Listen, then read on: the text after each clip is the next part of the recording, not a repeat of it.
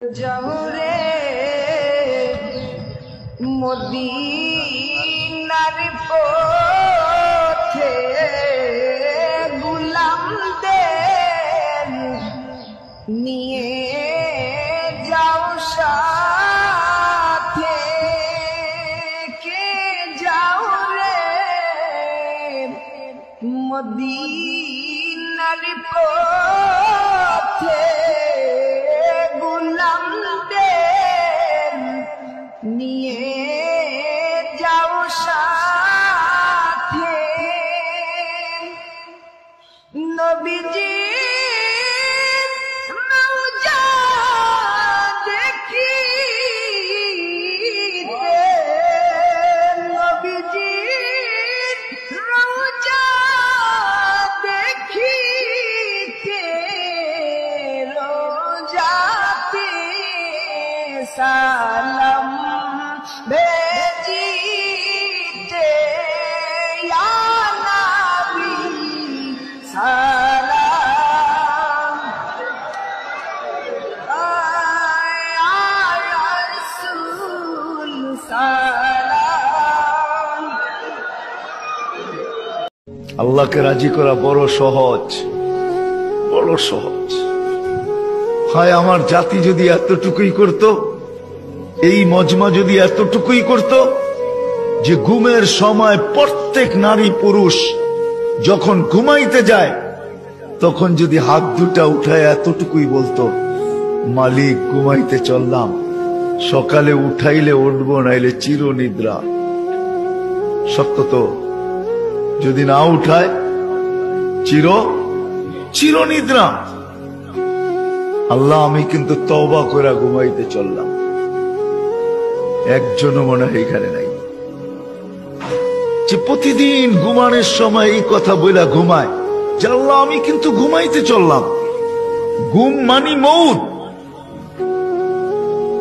ঘুম যদি মউত না হইতো তাহলে ঘুমের থেকে উঠার দোয়া এটা হইতো না কোনোদিন।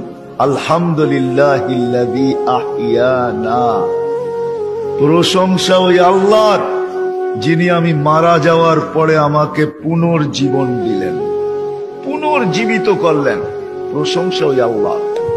বাদা মা আমাতানা, আমি কমপ্লিট হয়ে গেছিলাম, মউত আমার হয়ে গেছিল, তুমি আমাকে আবার ফেরত দিছ। তাহলে ঘুমের থেকে উঠার দোয়া এটা কোনোদিন হতো না। আমার জাতি যদি এতটুক করতো, কি বিনা পয়সায় ওয়াইফাই,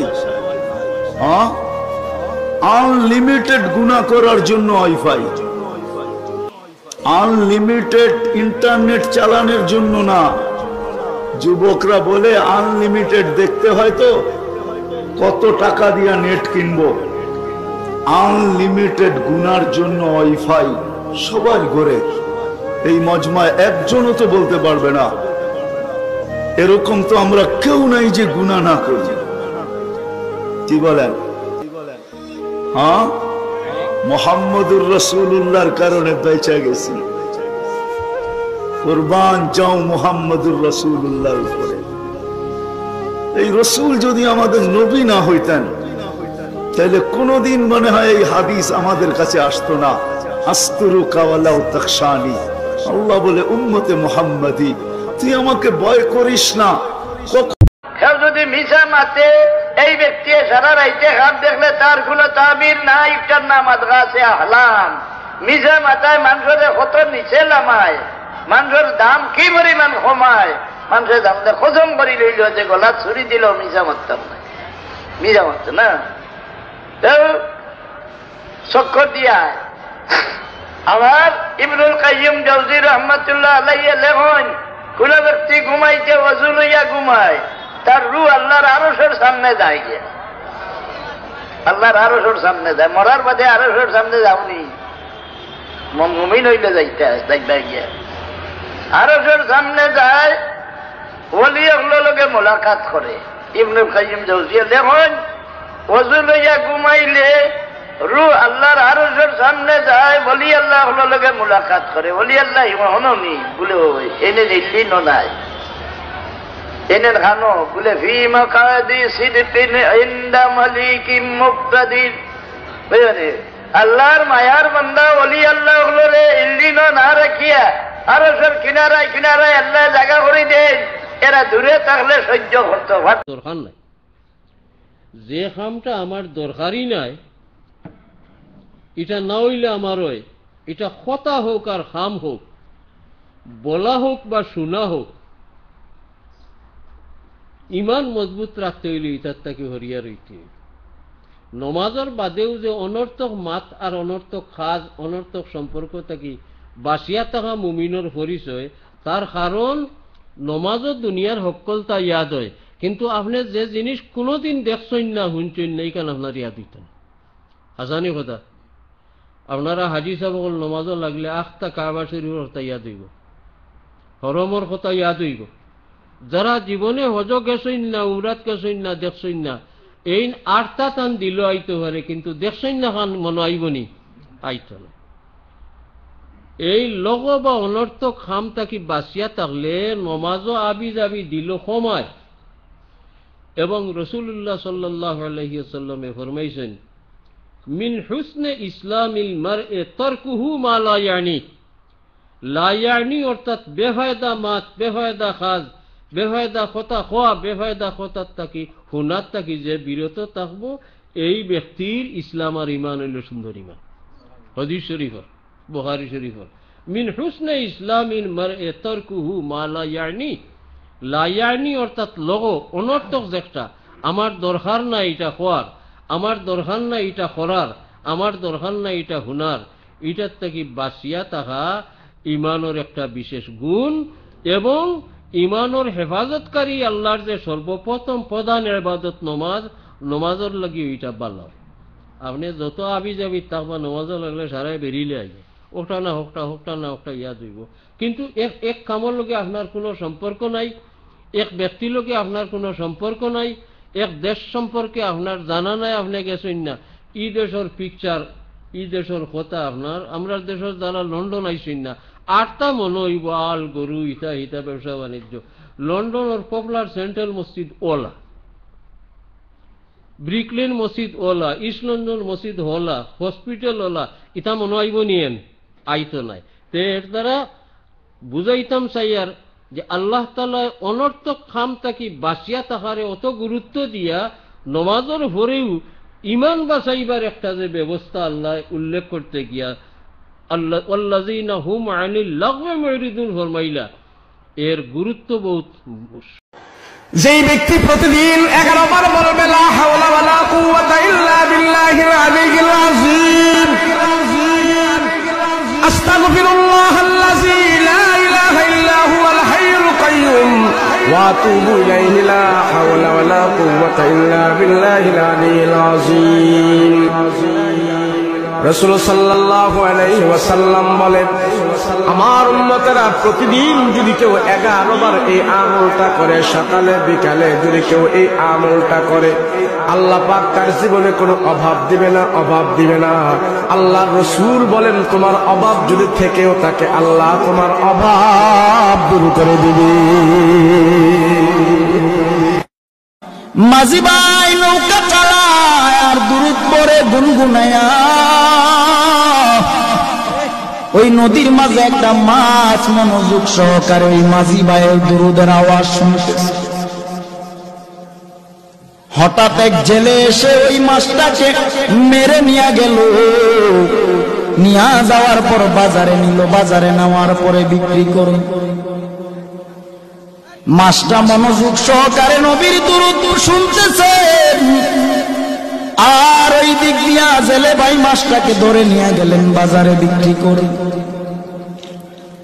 হঠাৎ করে আবু বকর বাজারের দিকে গেলেন, বাজারে যাইয়া মাছটা ক্রয় করলেন। নবীজিকে রাহমাতুল লিল আলামিনকে দাওয়াত করেছে আবু বকরের বাড়িতে নবী খেতে আসবে। সুবহানাল্লাহ। আবু বকরের বাড়িতে আমার নবী খেতে আসবেন।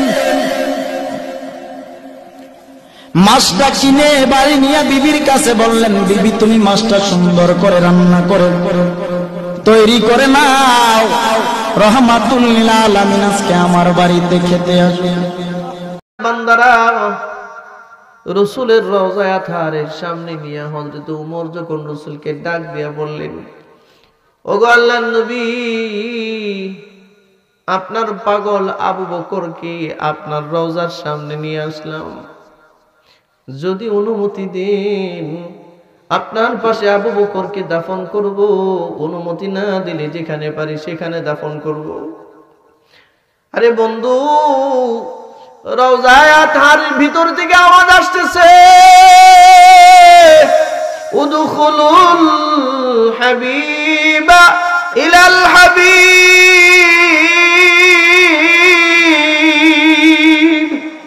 উদখুলুল হাবিবা ইলাল হাবিব, উদখুলুল হাবিবা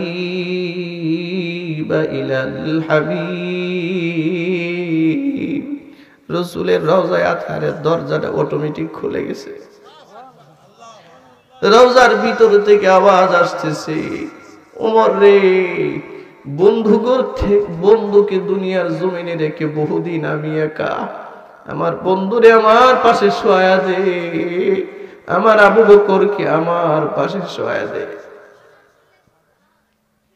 এই জন্য আল্লাহ পাক বলেন, ফাআম্মা মান আ'তা ওয়াত্তাকা وصدق بالحسنى فسنيسره لليسرى। সাহস নাই কারো ওই দিক দিয়ে ঢুকার। ভাইরে বন্ধুরা, একদিন, 2 দিন, 3 দিন চলে যায়, রাজপ্রাসাদ বাসভবন ঘেরাও। পানির তৃষ্ণায় উসমান গনির বুক শুকিয়ে গেছে, জিহ্বা শুকিয়ে গেছে, জানালা দিয়ে মুখটা বের করে চোখের পানি জোরে কান্দেন আর বলেন, রে মদিনার মানুষ, মসজিদে নববীর জায়গার প্রয়োজন, জায়গা হয় না। আমি উসমান কি তোমাদের জন্য মসজিদে নববীর জায়গার ব্যবস্থা করে দেই নাই? হযরত আব্দুল্লাহ বিন জুবাইর এবং হযরত তালহাকে লক্ষ্য করে তিনি বললেন, বলে হো আপনি সব করেছেন। এরপরে তিনি বলতেছেন, মদিনার মসজিদে নববীর পাশে একটা কুয়া, মিষ্টি পানি, সবাই তো চেয়েছেন, নবী চেয়েছেন এই কুয়াটা কে কিনে দিতে পারে মুসলমানদের জন্য। আমি কই কুয়াটা লক্ষ দিরহামের বিনিময়ে তোমাদেরকে কিনে দেই নাই, পানির ব্যবস্থা কি আমি করে দেই নাই? বলে হ, আপনি করে দিয়েছেন। উসমান গনি তখন জানালা দিয়ে আওয়াজ দেন, চোখের পানি জড়ান, আমি উসমান তোমাদের পানির ব্যবস্থা করে দিলাম, কিন্তু আজকে 3 দিন হয়ে যায় আমি উসমানের মুখে 1 ফোঁটা পানি জুটে না, পানির ব্যবস্থা হয় না। এ মদিনার মানুষ, তোমরা কি দুর্ভিক্ষে কষ্ট করো নাই? মদিনায় প্রচন্ড দুর্ভিক্ষ চলছিল।